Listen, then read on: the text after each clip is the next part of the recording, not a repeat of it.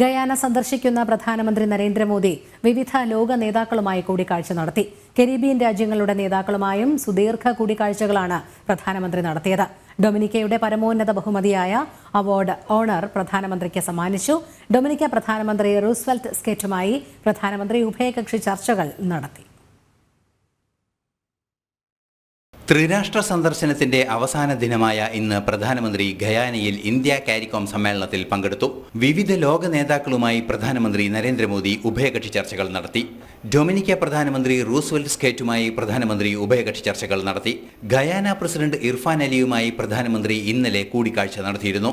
Barbados പ്രധാനമന്ത്രി Miya മൊട്ടേലി, Saint Lucia പ്രധാനമന്ത്രി Philip J ബിയേറി, Bahamas പ്രധാനമന്ത്രി ഫിലിപ്പ് എഡ്വേർഡ് ഡേവിസ് എന്നിവരുമായും പ്രധാനമന്ത്രി ഉഭയകക്ഷി ചർച്ചകൾക്ക് നേതൃത്വം നൽകി.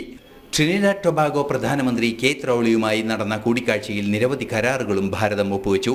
തന്ത്രപ്രധാനമായ അനവധി കരാറുകളാണ് കരീബിയൻ രാജ്യങ്ങളുമായി പ്രധാനമന്ത്രി സന്ദർശന വേളയിൽ ഒപ്പുവെച്ചത്.